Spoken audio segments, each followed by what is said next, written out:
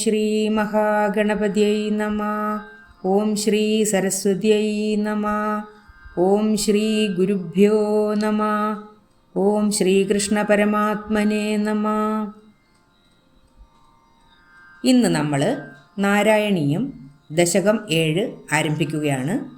ദശകം 7 ഒന്നാമത്തെ ശ്ലോകമാണ് പഠിക്കുന്നത്. നമുക്ക് ശ്ലോകം ചൊല്ലാം. ഏവം ദേവചതുർദശാത്മക ജഗദ്രൂപേണ ജാതഃ പുനഃ സ്തസ്യോർധ്വം ഖലു സത്യലോകനിലയേ ജാതോസി ധാതാ സ്വയം യം ശംസന്തി ഹിരണ്യഗർഭമഖിലത്രൈലോക്യജീവാത്മകം യോ ഭൂത്സ്ഫീതരജോ വികാരവികസന്നാനാസിസൃക്ഷാരസഃ. കഴിഞ്ഞ ദശകത്തിൽ ഭഗവാൻ 14 ലോകങ്ങളായിട്ടുള്ള വിരാട് സ്വരൂപമായി എന്നും ആ 14 ലോകങ്ങൾ ഭഗവാന്റെ ഏതേത് അവയവങ്ങൾ ആയിരിക്കുന്നു എന്നതിനെക്കുറിച്ചുമാണ് പറഞ്ഞത്. ഈ 7-ാം ദശകത്തിൽ ബ്രഹ്മാവിൻ്റെ ജനനവും അതിനുശേഷം ബ്രഹ്മസൃഷ്ടി തുടങ്ങുവാനായി എന്തൊക്കെയാണ് ചെയ്യുന്നത് എന്നതിനെക്കുറിച്ചുമാണ് പറയുന്നത്. നമുക്ക് ശ്ലോകത്തിൻ്റെ അർത്ഥം നോക്കാം. ഏവം ദേവ ചതുർദശാത്മക ജഗദ്രൂപേണ ജാതഃ പുനഃ സ്തസ്യോർധ്വം ഖലു സത്യലോകനിലയേ ജാതോസി ധാതാ സ്വയം.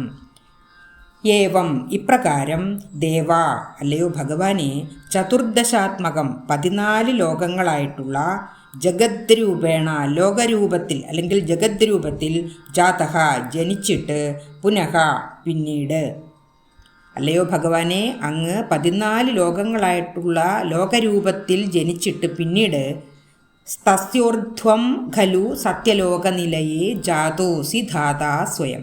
സ്തസ്യോർധ്വം തസ്യഃ അതിൻ്റെ ആ വിരാട് സ്വരൂപത്തിൻ്റെ ആ ലോകസ്വരൂപത്തിൻ്റെ ഊർധ്വം ഏറ്റവും മുകളിൽ ഖലു ആ സത്യലോകനിലയെ സത്യലോകത്തിൽ, അതായത് കഴിഞ്ഞ ദശകത്തിലെ ഒരു ശ്ലോകത്തിൽ പറഞ്ഞിരുന്നു വിരാട് സ്വരൂപത്തിൻ്റെ ശിരസ് ആകുന്നു സത്യലോകം ആയിരിക്കുന്നത്. ഇവിടെ അതുതന്നെയാണ് പറയുന്നത്. വിരാട് സ്വരൂപത്തിൻ്റെ ഏറ്റവും മുകളിൽ ഊർധ്വഭാഗത്ത് ആ സത്യലോകനിലയെ ആ സത്യലോകത്തിൽ ജാതോസി ധാതാ സ്വയം.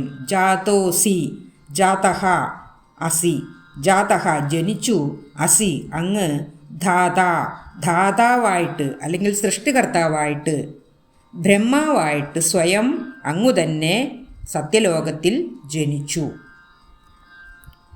അല്ലയോ ദേവ ഭഗവാനെ ഇപ്രകാരം 14 ലോകങ്ങളായിട്ട് ഉള്ള ജഗത് സ്വരൂപനായി ജനിച്ച അങ്ങ് പിന്നീട് ആ ലോകസ്വരൂപത്തിൻ്റെ ഏറ്റവും മുകളിൽ ശിരസാകുന്ന ഭാഗത്ത് സ്ഥിതി ചെയ്യുന്ന ആ സത്യലോകത്തിൽ സൃഷ്ടികർമ്മം നടത്തുവാനായിട്ട് സ്വയം ബ്രഹ്മാവായിട്ട് അവതരിച്ചുവല്ലോ. ഇനി അടുത്ത 2 വരികൾ നോക്കാം. യം ശംസന്തി ഹിരണ്യഗർഭമഖിലത്രൈലോക്യ ജീവാത്മകം യോ ഭൂത് സ്ഫീതരജോ വികാര വികസന്നാനാസിസൃക്ഷാരസഃ. യം ആ ശംസന്തി എല്ലാവരും വിളിക്കുന്നു ഹിരണ്യഗർഭം ഹിരണ്യഗർഭനെന്ന്. ഈ വിരാട് സ്വരൂപം തന്നെ ഹൈരണ്യാണ്ഡം പിളർന്ന് ഉണ്ടായതാണ്. ആ വിരാട് സ്വരൂപം തന്നെയാണ്, ആ ഭഗവാൻ തന്നെയാണ് ഇപ്പോൾ സ്വയം ബ്രഹ്മാവായും അവതരിച്ചിരിക്കുന്നത്. അതുകൊണ്ട് തന്നെ ബ്രഹ്മാവിനെ ഹിരണ്യഗർഭൻ എന്ന് എല്ലാവരും വിളിക്കുന്നു. അഖിലത്രൈലോക്യ ജീവാത്മകം യോഭൂത്.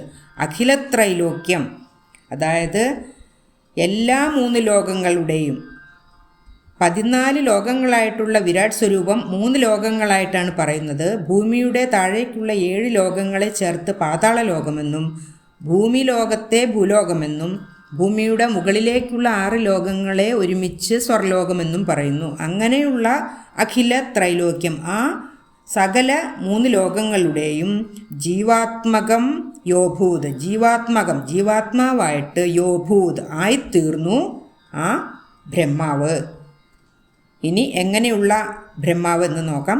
സ്ഫീത രജോ വികാര വികസൻ നാനാ ശുശ്രൂഷാരസഃ. സ്ഫീത വർദ്ധിച്ച രജോ വികാസ വികസൻ രജോ ഗുണം വികസിച്ച, അതായത് വിരാട് സ്വരൂപനായി ഭഗവാൻ അവതരിച്ചപ്പോൾ ആ വിരാട് സ്വരൂപത്തിനുള്ളിൽ ജീവാത്മാവായിരിക്കുന്ന ഭഗവാൻ ശുദ്ധ സത്വ തേജസ്സായിരുന്നു.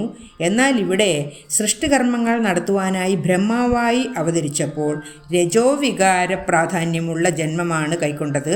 അതുകൊണ്ടാണ് ഇവിടെ സ്ഫീതരജോവികാരം, വർദ്ധിച്ച രജോവികാര ഗുണം വികസിച്ച് ഉണ്ടായ ആ ബ്രഹ്മാവ് നാനാ ശുശ്രൂക്ഷാരസഹ, നാനാവിധത്തിലുള്ള ശുശ്രൂക്ഷ സൃഷ്ടികർമ്മങ്ങൾ നടത്തുവാൻ രസമുള്ളവനായി തീർന്നു. രജോ ഗുണം കൂടുതലായി ജന്മം കൊണ്ട ബ്രഹ്മാവ് പല വിധത്തിലുള്ള സൃഷ്ടി നടത്തുവാൻ തൽപരനായി തീർന്നു എന്നാണ് ഈ രണ്ടാമത്തെ 2 വരിയിൽ പറയുന്നത്. ഇനി നമുക്ക് ഈ ശ്ലോകത്തിൻ്റെ ഒരുമിച്ചുള്ള അർത്ഥം ഒന്നുകൂടി പറയാം. അല്ലയോ ദേവ ഭഗവാനെ, ഇപ്രകാരം 14 ലോകങ്ങളായിട്ട് ജഗദ്രൂപനായി ജനിച്ച അങ്ങ് പിന്നീട് ആ ലോകസ്വരൂപത്തിൻ്റെ ഏറ്റവും മുകളിൽ ശിരസാകുന്ന ഭാഗത്ത് സ്ഥിതി ചെയ്യുന്ന ആ സത്യലോകത്തിൽ അങ്ങു തന്നെ സ്വയം സൃഷ്ടികർമ്മം നടത്തുവാനായിട്ട് ബ്രഹ്മാവായി അവതരിച്ചുവല്ലോ. എല്ലാ ത്രിലോകങ്ങളുടെയും ജീവാത്മാവായിരിക്കുന്ന ആ ബ്രഹ്മാവിനെ എല്ലാവരും ഹിരണ്യഗർഭൻ എന്ന് വിളിക്കുന്നു. രജോ ഗുണം കൂടുതലായി ജന്മം കൊണ്ട ബ്രഹ്മാവ് പലവിധത്തിലുള്ള സൃഷ്ടി നടത്തുവാൻ തൽപരനായി തീർന്നു എന്നാണ് ഈ ശ്ലോകത്തിൽ പറയുന്നത്. ഏവം ദേവചതുർദശാത്മക ജഗദ്രൂപേണ ജാതഃ പുനഃ തസ്യോർധ്വം ഖലു സത്യലോകനിലയേ ജാതോസി ധാതാ സ്വയം യം ശംസന്തി ഹിരണ്യഗർഭമഖിലത്രൈലോക്യജീവാത്മകം യോ ഭൂത്സ്ഫീതരജോ വികാരവികസൻ നാനാശുശ്രൂക്ഷാരസഃ. നമുക്ക് ശ്ലോകം ഒന്നുകൂടി ചൊല്ലാം. ഏവം ദേവചതുർദശാത്മക ജഗദ്രൂപേണ ജാതഃ പുനഃ തസ്യോർധ്വം ഖലു സത്യലോകനിലയേ ജാതോസി ധാതാ സ്വയം യം ശംസന്തി ഹിരണ്യഗർഭമഖിലത്രൈലോക്യജീവാത്മകം യോ ഭൂത്സ്ഫീതരജോ വികാരവികസൻ നാനാശുശ്രൂക്ഷാരസഃ. രണ്ടാമത്തെ ശ്ലോകവും അതിൻ്റെ അർത്ഥവും അടുത്ത വീഡിയോയിൽ ചെയ്യാം. സർവത്ര ഗോവിന്ദനാമസങ്കീർത്തനം. ഗോവിന്ദ ഗോവിന്ദ. ഓം ശ്രീകൃഷ്ണ പരമാത്മനേ നമഃ.